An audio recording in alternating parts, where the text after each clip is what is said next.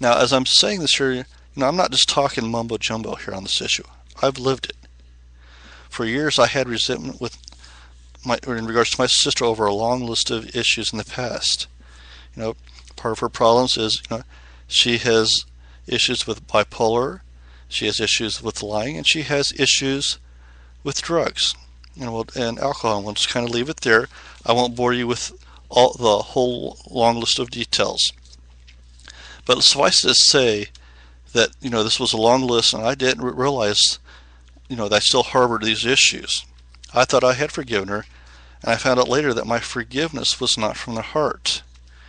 As a result, when I saw others close to me doing similar things, the problems that I had with my sister began to spill over into those relationships.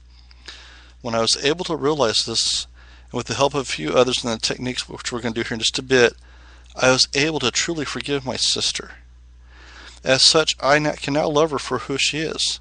I know she's flawed, and I know she's going to be flawed, but I have forgiven her, and with God's help, I'm able to pray for her, and hopefully she will see the light and walk away from this.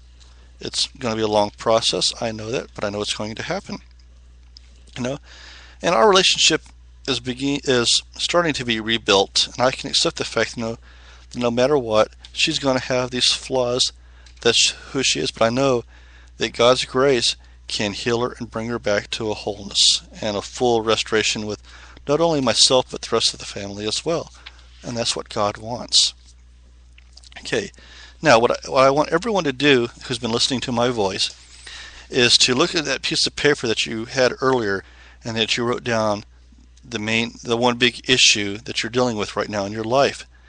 And what I want you to do is reflect upon that and what we've talked about so far, especially if you've listened last week to the issue of confession. And I want you to focus upon or think upon the one person that is connected with that issue in your life besides yourself. It could be somebody else, and that a co-worker, a boss, a relative, a friend. And my friends, it can even be a younger version of yourself. But I want you to focus upon that and think about who that person is. And what I want you to do is write down next to that issue that person's name and how you feel about this whole mess in regards to the issue and this person. Okay? Once you have that done, go ahead and set that off to the side, and we're going to go through a little exercise very similar to what we did with the confession exercise, but this one is going to focus more now on the issue of forgiveness. So when you are ready, what I want you to do is go ahead and just find yourself in a nice comfortable chair so you can listen to my voice. Then I want you to go ahead and just close your eyes, take in a slow deep breath and let it out. And then take in another deep breath and let it out. And then I want you to say to yourself a small prayer asking God to come in and bring in His peace, His blessings, and His protection upon you, your family, and wherever you are right now, whether it be at work, in your car, your house, a home, apartment, whatever, just so that His blessings and His peace are around you. Then I want you to think about whom that you have sinned against and that has sinned against you, and that you still hold these issues of unforgiveness with. Once you have that person pictured in your mind, I want you to picture that person sitting in a chair directly across from you. And God has put up a force field around that individual. They can't move or say anything unless you let them. And right now we're not going to let them do that. What I want you to do now in your mind's eye is fully let the person have it. Tell them fully how you feel. Let it all out. Hold nothing back. Okay? Go ahead and do that. And when you have said all that you have to say, I want you to take it in a deep breath and then let it out. Then I want you to tell the person who is sitting across from you that you're going to ask God to let them say one small sentence and one small sentence only. And then when you are ready, I want you to ask God in your mind to let them say that one small sentence. Okay? And as soon as they say that small sentence, snap, just like that, that force field is back up. Okay? Now, what I want you to do is take another deep breath in and let it out. Now, if that person has said something along the lines of, "I'm sorry, I didn't know, you're forgiven, forgive me," something along those lines, I want you to write it down on that piece of paper that you had, and I want you to write down how you felt when they said that. If they haven't, then I want you to take in another deep breath and let it out. And I want you to go back in your mind, and I want you to let them have it again, fully and deeply. I mean, truly let everything out, hold nothing back. I mean, if you start sobbing and crying and the tears flow, that's good. Don't be afraid of that, because that means you are emptying yourself out, and these are actually tears of joy that you're weeping because God is pulling all this up out of you, and you are crying it out so that you can be freed. And then when you fully let it all out again, you'll take that deep breath in, let it out, have God remove that force field real quick, and let that one small sentence be said, and then zoop, the force field's back up. And when that force field's back up, take a deep breath, let it out, and hopefully they have now said, "I'm sorry, I didn't know, forgive me, you're forgiven," or something along those lines. And if they have, like I said before, go ahead and write it down on a piece of paper, what they said and how you felt about it. If they haven't done this, then go through these steps again until you can hear them say something along those lines, of, "I'm sorry, I didn't know, you're forgiven, forgive me." But when you feel that now that forgiveness has been reached, I want you to invite Jesus into the room. And once he's in the room, take a deep breath in and let it out.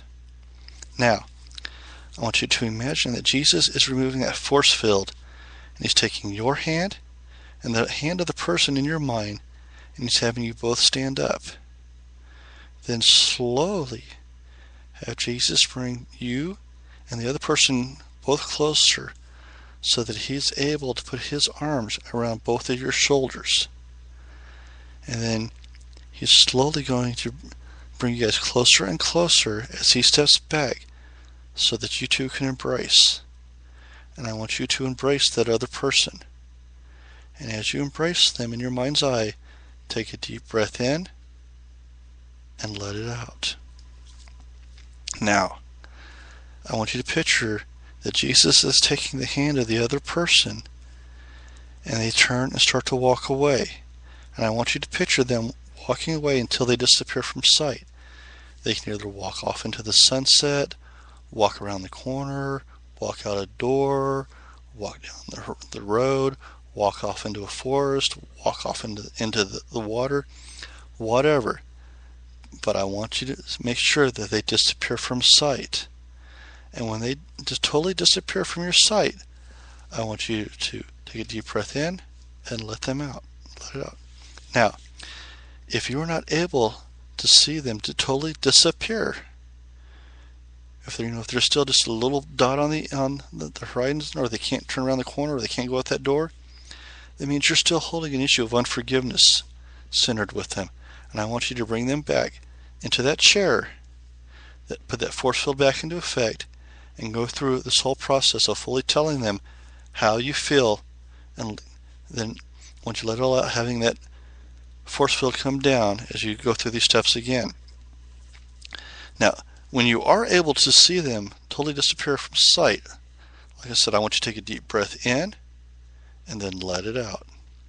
Now, I want you to go back into time in your mind to the event or the situation or whatever it was that caused this original issue of the unforgiveness.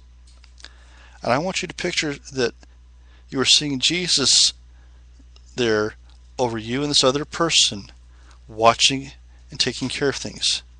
And I want you to see him reach down with his hands on whatever this issue was He's enveloped it with his hands and pulled it into himself so that he has it and it is totally gone from you and this other individual.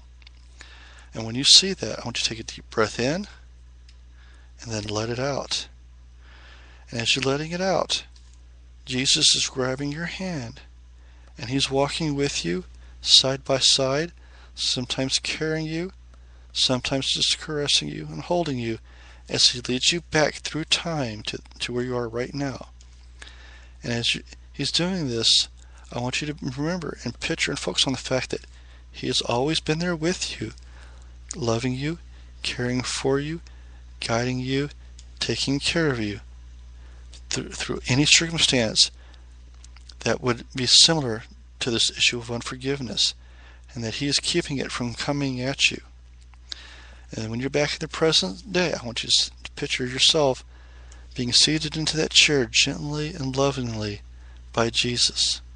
And when you're back in that chair, take a deep breath in and then let it out. And then take in another deep breath and let it out. Now, I want you to open up your eyes and I want you to think about how you feel. And then I want you, without putting any effort in it, but just think about how you feel right now. Write that down to what you wrote earlier when you allowed them to say that one sentence. Now, what I want you to do is take a look and see if there's a difference between how you felt at the beginning with this whole situation and how you feel now. Hopefully, the emotions and the feelings and the unforgiveness are all gone, and that you have a peace about the situation right now. If not, then I suggest that you kind of work back through this whole process again until you can achieve that peace in that issue. And if you feel that you need to go and confess this actually face to face with the person, I want you to do so lovingly and kindly so that you can let them know that you've had this issue and that you can be forgiven. Or if you need to go and forgive them, go and do that. You will find yourself blessed in many ways.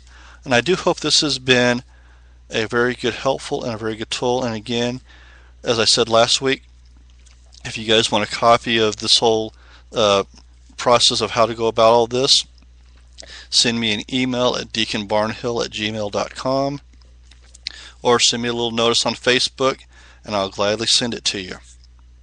So let's just kind of close out with prayer here. And like I say, as always, I'm open to any suggestions, comments, condemnations, whatever. Send them my way. But Lord, I give you thanks for allowing me to speak these words to those that hear my voice. And I hope that they can use these tools and share these tools within not only their own lives, but their ministry work to bring peace, comfort, forgiveness, and healing, not only to themselves, but to those that they work with and they minister to. Help them to find the peace and the grace of your blessings, Lord, through these tools. And we ask this in the name of your Son, our Savior, Jesus Christ. Thank you, my friends, and I look forward to seeing you all again next week. You have been listening to the Larry Barnhill Radio Show, a weekly broadcast from Deacon Barnhill Ministries. We hope that tonight's broadcast has been one that you have greatly enjoyed, and that you have been blessed in the hearing of it. May God be with you, friends, and we look forward to seeing you next week, the same time, same place.